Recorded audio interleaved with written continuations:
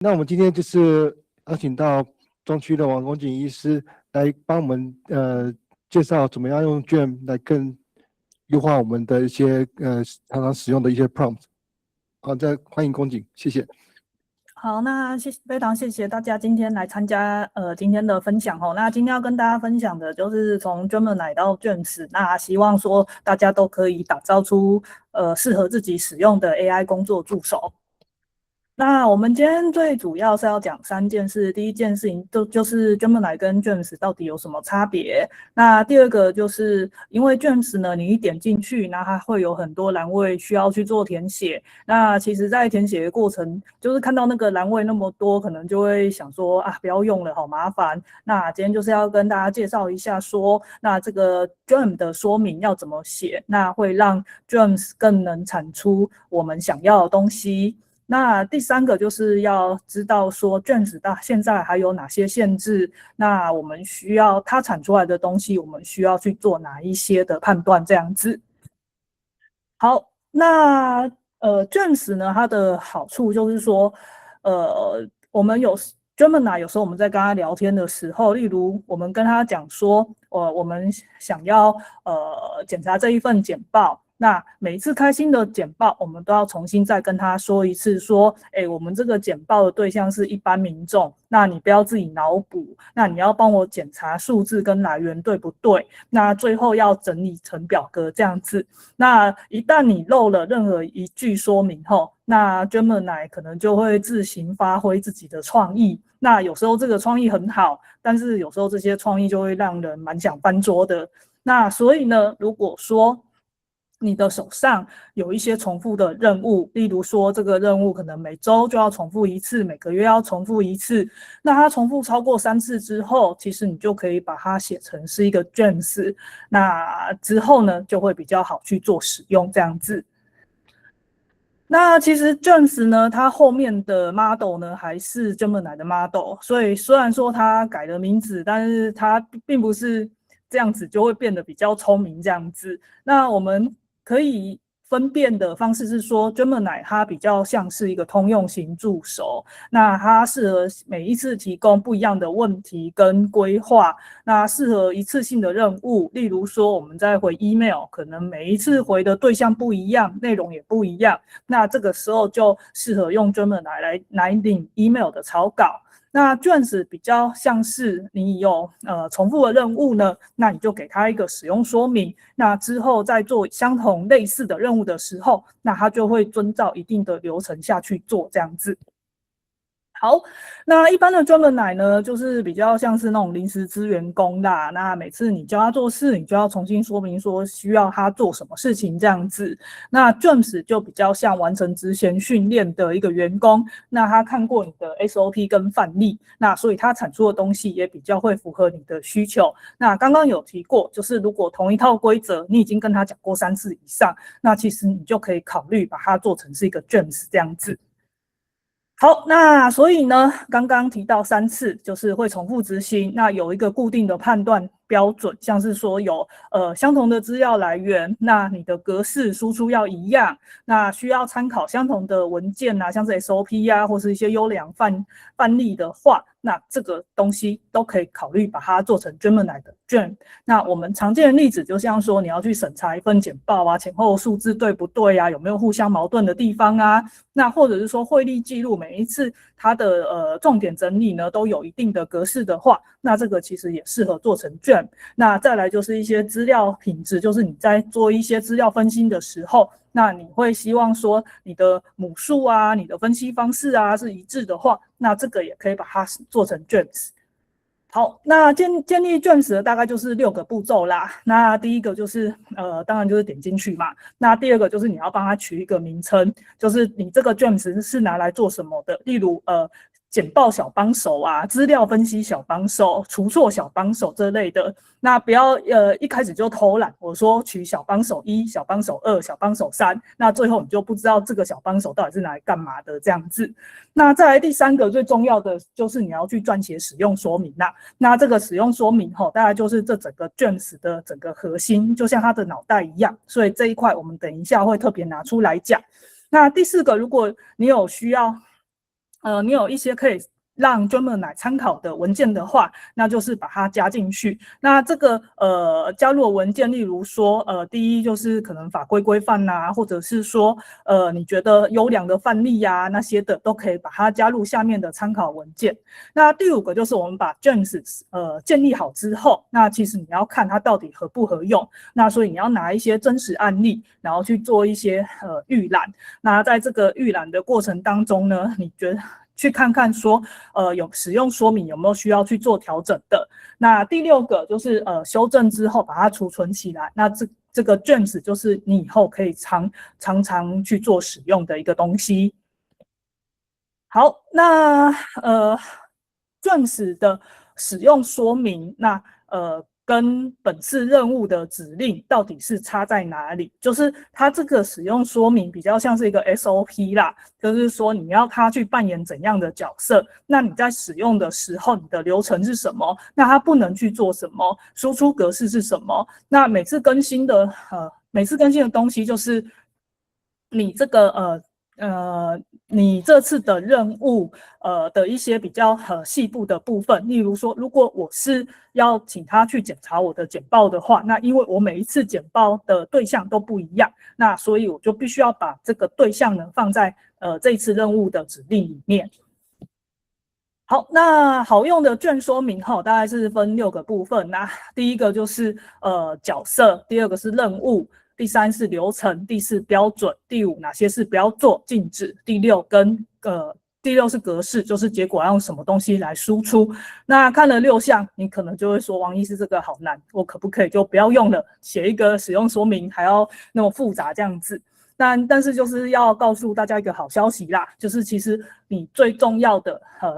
是要知道你这个 James 的角色是什么，跟他要完成什么任务，那还有你想要输出什么格式，那剩下的呢，其实我们可以交给我们的好朋友 ChatGPT 这样子，那就带大家来做一次，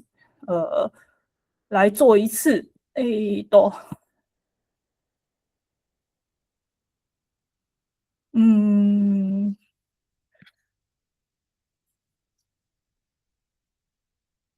好，等我一下哦，我切换一下荧幕。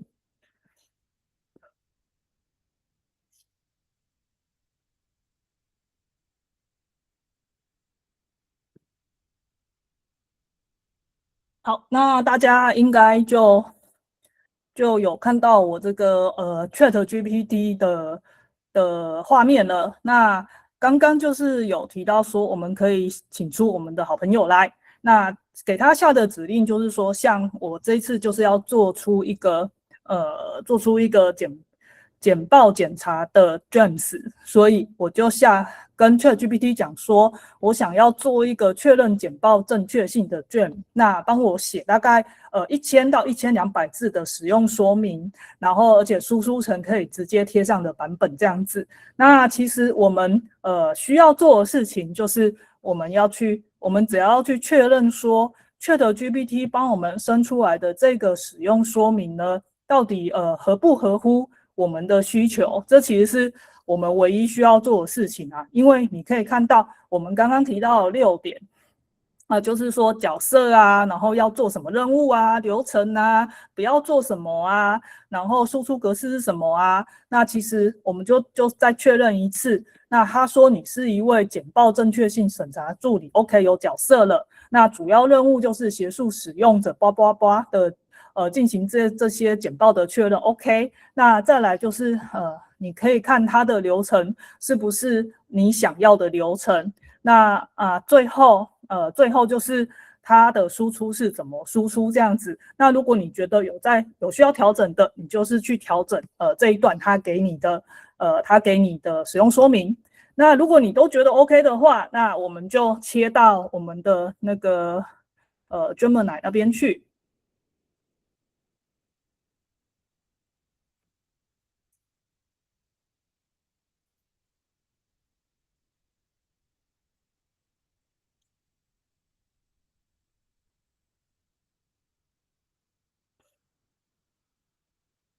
好，那我们就进到我们 Gemini 这里。那它呢，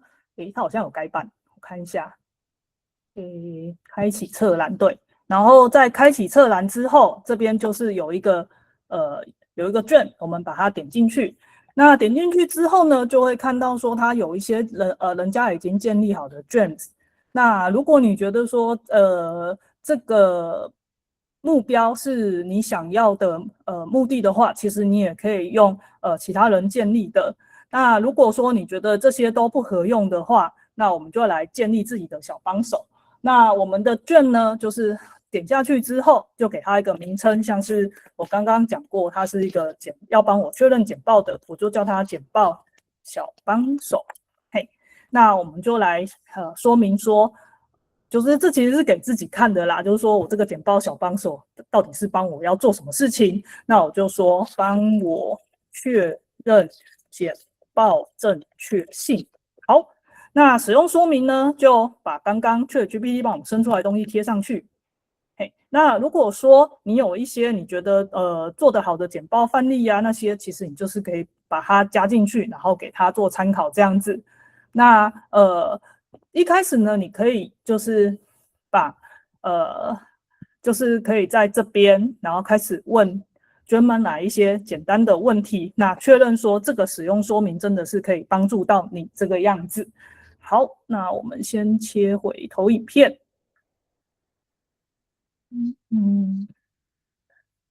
用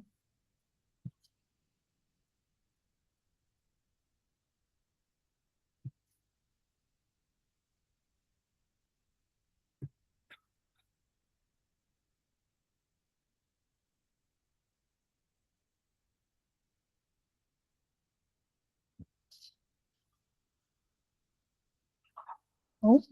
那我们的投影片。就是使用说明呢，刚刚就是有提到说，不要只写请仔细检查，因为 AI 会不知道说你到底要它仔细检查什么。那你要它输出比较详细的东西的话，你就是要把指令下的清楚明确，就是包含说我的仔细检查意思就是逐页检查核心讯息、数据来源，那一些标示，那请他指出页码、问题类型跟一些修改的建议，这样子 AI 才会产出你想要的东西。那再来，你在做使用的时候呢，可以先做一个小范围的测试。那这些小范围的测试没有问题之后，再给它扩大成整份简报放进去，然后看它会不会指出简报里面的错误，这样子。好，那我们这边就来做一个示范啦，就是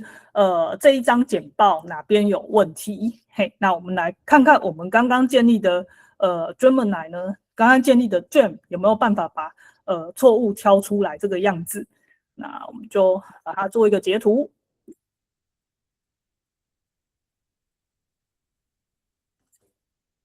然后我们回到我们的 Gemini。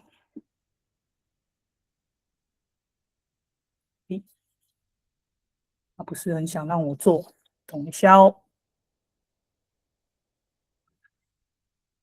回到刚刚的简报，视图，然后到 Gemini， 我们直接用上传档案的方式。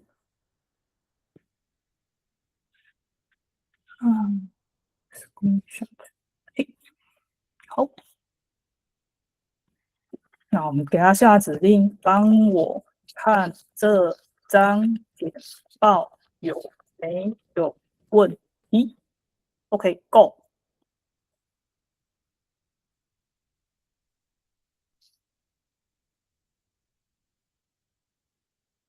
好，那他就开始跑了。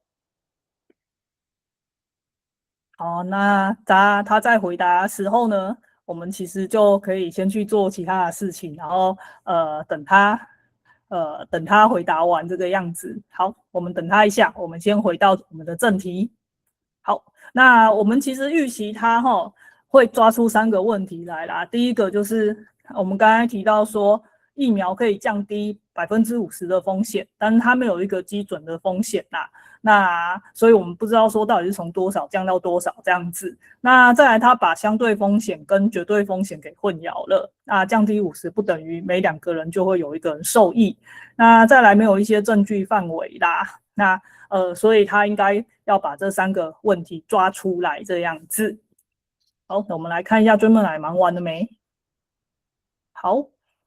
他跟我讲说，我们在公位跟统计逻辑上出现了非常严重的逻辑错误，那他不可以用这样子。那他有把这个降低相对风险跟绝对风险给提出来，然后再来就是所有人的用语过度绝对，那而且忽略了一些疫苗禁忌症。那他有跟我讲说，需要修正的问题优先等级是怎么样。那再来就是建议修正方式有哪些？那就看起来这个 Gemini 应该是这个卷应该是有符合我的需求，那我们就把它做一个储存的动作。那之后呢，我们就可以重复的去使用这个卷，然后帮我们去确认简报的正确性这样子。好 ，OK。那所以呢，在经由那个 James 修改过后，我们的简报应该是要长成这样啦。这是一张教学投影片啦，那就是说，相对风险是降低50%，绝对风险其实只降低了1个百分点这个样子。这是假设数据啦，不是真的有一个疫苗是长这样哦。好。那我们刚刚就是先确认一张投影片，就是看它到底有没有指出我们想要它指出的问题之后，那我们测试完觉得它 OK， 那这个时候就可以把整份的简报丢给他，然后请他来做一份审查。那我们这时候呢，就是可以把我们这份简报的一些观众啊、简报时间啊，然后我们想要他审查哪些重点，那它的定位是什么，再跟他讲。那这时候呢，我们就可以得到一份完整的输出这个样子。那这个卷呢，它其实只是把你的指令做一个保存，那它不会消除 AI 的限制。那例如说它的幻想啊，然后有时候会夸大事实啊、谄媚啊这些，它其实是不会消除的。它只是让你的指令变得比较稳定，但是并不保证正确这样子。那大家应该都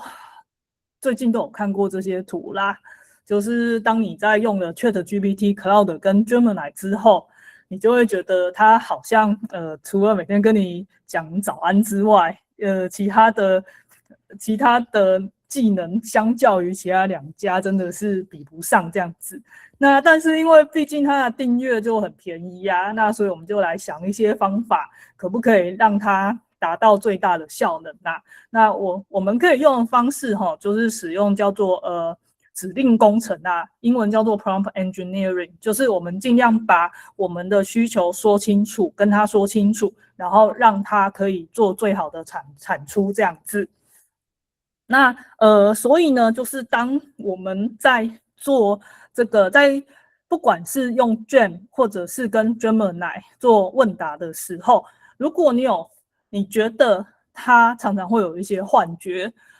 而且语气太肯定的话，那你可以在prompt 里面打上请他区分已知推论不确定，那不知道就直接跟你说，然后不要瞎掰幻想这个样子。那再来就是他如果有引用一些东西，但是其实他引用的东西跟你的结论八竿子打不着的话，那这个时候你可以下的 prompt 就是请他把一些重要的事实附直接来源，然后说明说他支持了哪一句这个样子。那如果你觉得他呢都是引用一些过时的版本啊文件的话，那你可以请Gemini 或是 James 启用搜寻，然后拿到最新的文件之后附上来源跟日期这个样子。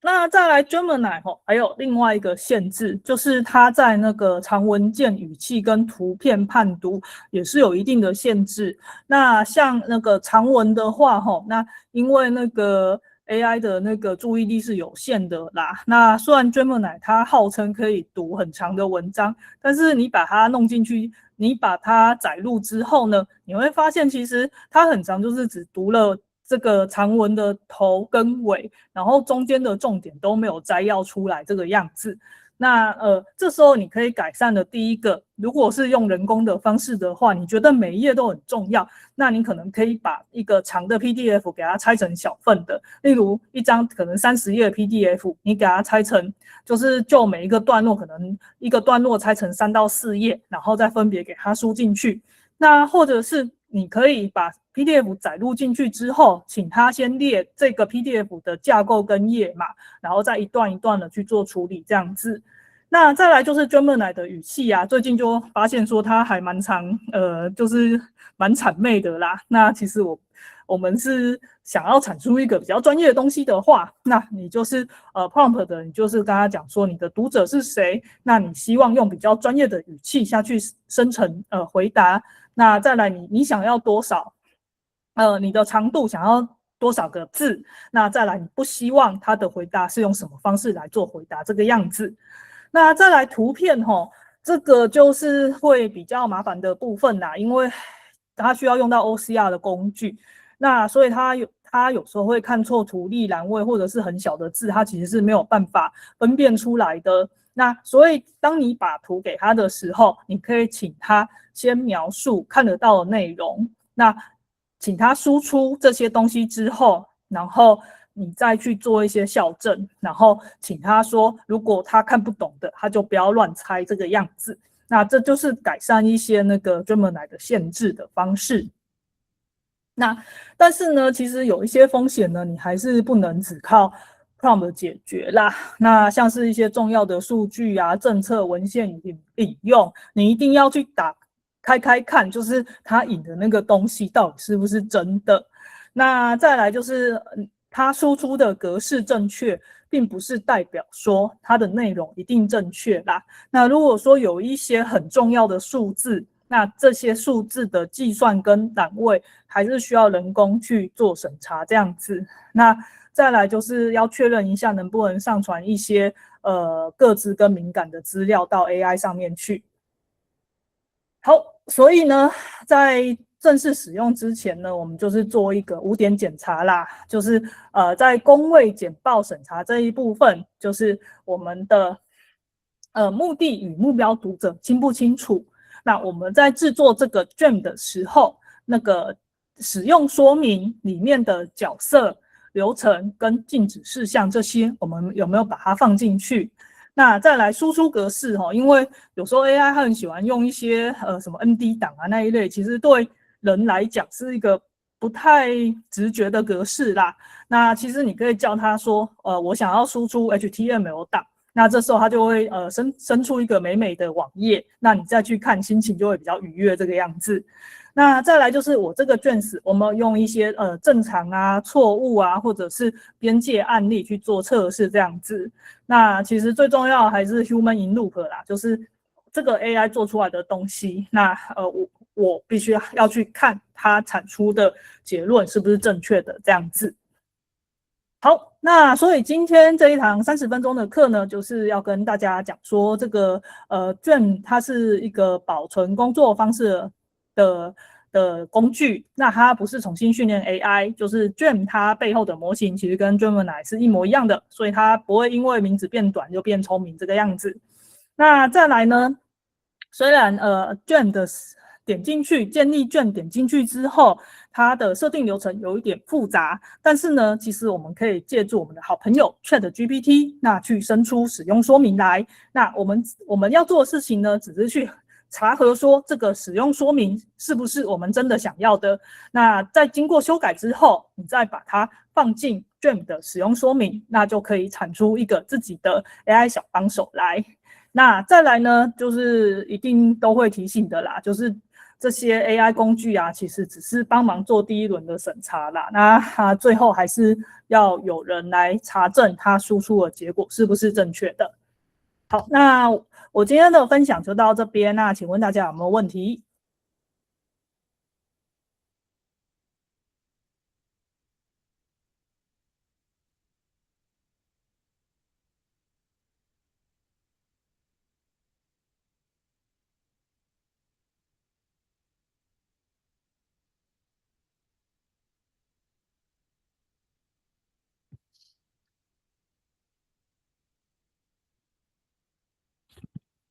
哦，这边有个问题，就是说，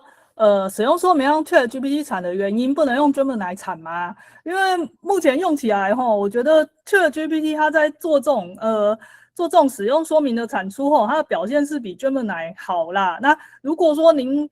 还是觉得要用 Gemini 的话也可以，但是可能你在做调整的时候就会花费比较大的心力这个样子。啊，你如果说要用 Grok 啊，用 Cloud 其实也都 OK。那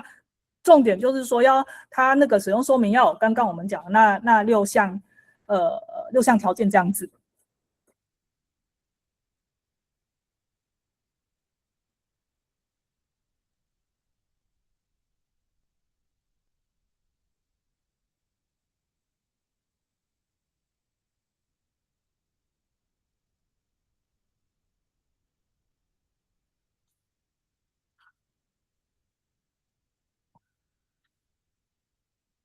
好像看起来大家没什么问题耶。那我们今天可以提早结束吗？可以啊，直接恭敬啊。那因为有些人就是会有那个订 ChatGPT 或是用 Cloud 的话，那在 ChatGPT 里面对应 Gem 就是那个 GPTs，然后在 Cloud 里面就是 Project，然后Grok 也有，那大家可以试试看看。那就是每家可以做到什么，那个其实不一定，因为像那个Gmail 的 Gem。也有人拿来做那个，就是大家其实就是会想要做那个什么，就是会议记录转逐字稿啊。虽然我们那个鼠内也有买，但是有些时候你用那个你做成一个就是所谓转逐字稿的卷，然后请他先拆音档，然后再做转入，然后再做整理，然后转成会议记录，其实是可以用的。然后好像也有人出卷在卖钱这样子。所以这个好像也是可以有一个另外一个收入。好，题外话，好，那就今天谢谢龚警，假如大家没有其他问题的话，谢谢。好，谢谢大家。